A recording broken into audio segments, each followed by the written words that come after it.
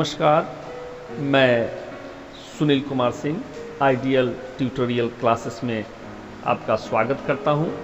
आज का चैप्टर है कृष्ण महिमा भाग 1।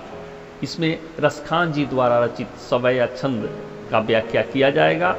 रसखान जी का नाम सैयद इब्राहिम था। दिल्ली के राजवंश में जन्म लेने के बावजूद वे अपने को राजलिप्सा राजवंश के अभिमान से दूर रखे। रसखान जी मुस्लिम होते हुए कृष्ण भक्त थे।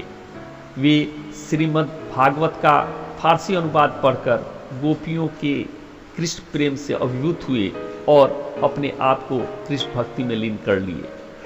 यह बात प्रसिद्ध है कि गोस्वामी तुलसीदास जी ने रसखान जी को यमुना तट पर स्वरचित रामचरितमानस कथा को सर्वप्रथम सुनाया था। रसखान जी की भाषा ब्रज है, सवैया छंद है, मुक्तक शैली है। रसखान जी के इन छंदों में रस और अलंकार का समावेश है। पहले छंद में अपने आराध्य श्री कृष्ण के सानिध्य में रहने की कवि का गहरी इच्छा का संकेत मिलता है। पहला छंद कुछ इस प्रकार है। मानुष हूँ तो वही रसखानी, बसो ब्रज गोकुल गांव के ग्वारन।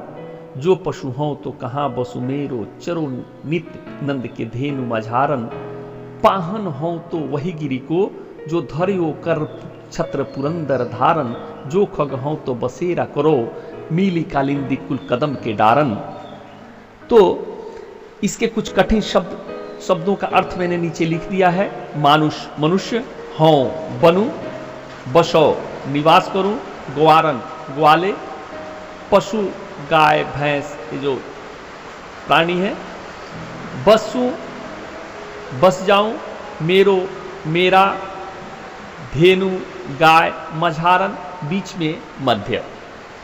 यहाँ कवि कहते हैं मानुष हों तो वही रसखानी, बसो ब्रज गोकुल गांव के ग्वारन।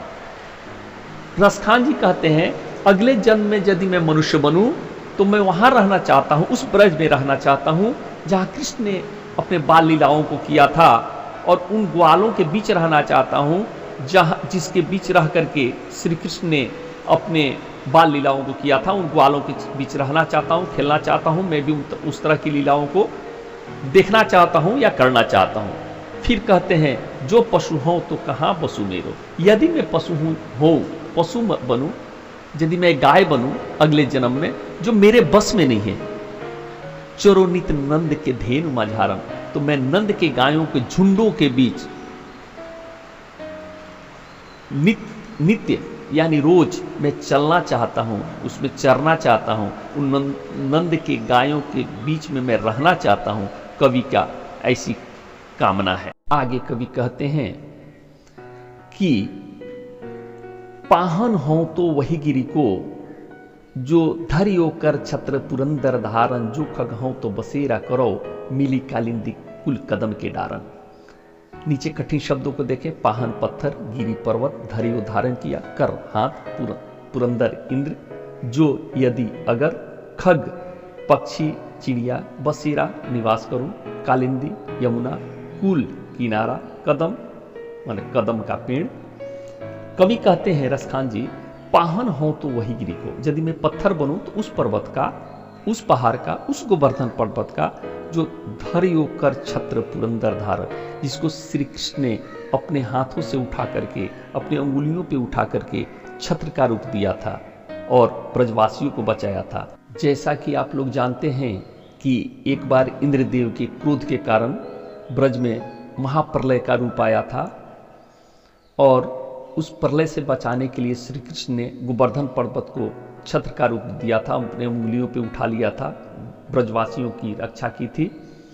तो इसलिए कवि कहते हैं कि हमें उस पर्वत का पत्थर बनना है जिस पर्वत को श्री कृष्ण ने अपने उंगलियों पे उठाया था। फिर आगे कहते हैं जो खग हों तो बसेरा करो, मिली कालिंदी कुद कदम के डारन। यदि मैं पंछी बनूं, खग बनूं, चिड़िया बनूं, मैं वहां निवास करना चाहता हूं, उस कदम के पेड़ पर निवास करना चाहता हूं जो जमुना नदी के किनारे कृष्ण जिस पर बैठ करके मुरली बजाया करते थे, बांसुरी बजाया करते थे। इस पहले छंद में रसखान जी अपने आराध्य श्री कृष्ण के सानिध्य में रहने की गहरी इच्छा का संकेत देते हैं। इसमें अनुप्रास अलंकार है और भक्ति भाव है। दूसरा छंद है, या लटकी अरु कमरिया पर राज तिहुपुर को तजिडारो, आठों सिद्धि नौ निधि का सुख नंद के गाय चराओ बिसारो, रसखान कबो इन आंखों सो ब्रज के बन बाग तगाड़ निहारो, कोटिक है कोल धोत के दाम करील के कुंज ऊपर बारो। देखिए दूसरे छंद में कवि रसखान जी अपने आराध्य श्री कृष्ण से जुड़े हुए जो भी उपकरण हैं, एक एक छोटे छोटे उपकरणों के ऊपर अपना सर्वस्व निछावर कर देने की इच्छा जाहिर किए हैं। वे चाहते हैं कि उनकी छोटी से छोटी एक चीज वस्तु मिल जाए जिस पर वो संसार के सभी सुखों को त्याग दें। तो ये देखिए क्या कहते हैं, या लटकी अरु कमरिया पर। यहाँ कठिन शब्दों को देखें, या इस लटकी छड़ी या लाठी, कमरिया कम्बल, तिहुपुर तीनों लोक, तजी त्याग, आठों सिद्धि योग से प्राप्त होने वाली सिद्धि है जो बहुत मुश्किल से मिलती है। योग प्राणायाम से 8 सिद्धियां मिलती हैं। 9 निधि, कुबेर की 9 निधियां हैं, उस निधियों के बारे में कहते हैं। और गाय मतलब गाय बिसारो। देखिए यह 8 सिद्धि का मतलब है प्राणायाम या योग से अनिमा, लधिमा, महिमा, प्राप्ति, प्रकाम्य, इसित्व, वसित्व और कामावत्सित्व इत्यादि 8 सिद्धियां मिलती हैं। और कुबेर की 9 निधियां है, महापद्य, पद, शंख, मकर, कच्छप, कुमुंद, कुंद, नील और खरो। ये 9 निधियां हैं। ये काफी गुण विषय हैं, इनके ऊपर कभी चर्चा कर लिया जाएगा किसी वीडियो में। तो यहां ऊपर कहते हैं, या लटकी अरु कमरिया पर राज तिहुपुर को तजिडारो, कि इस छड़ी या लाठी और कमल के ऊपर मैं अपने तीनों लोक का राज भी त्याग दूं। कवि यहां क्या कहते हैं रसखान जी, कि यदि हमें श्री कृष्ण की वह छड़ी या वह लाठी और कम्बल मिल जाए जिसे लेकर के वो जंगल में गायों को चराया करते थे, चराने जाते थे, वह यदि मिल जाए तो मैं तीनों लोक का राज भी त्याग दूं। और फिर क्या कहते हैं, 8 सिद्धि 9 निधि का सुख नंद की गाय चराओ बिसारो, कि यदि मुझे नंद की का गाय चराने के लिए मिल जाए और मैं उसे चराऊं तो योग से जो 8 सिद्धियां मिलती हैं और कुबेर की 9 निधियां भी यदि हमें त्यागना पड़े तो मैं त्याग दूं और मैं कृष्ण से जुड़े हुए इस लाठी, कम्बल, छड़ी या नंद की गाय उस पर अपना सब कुछ निछावर कर दूं। कवि आगे कहते हैं कि रसखान कबो इन आँखों सो ब्रज के वन वाग तगाड़ निहारो, कोटिक हैं कौल धौत के धाम करील के कुंज ऊपर बारो।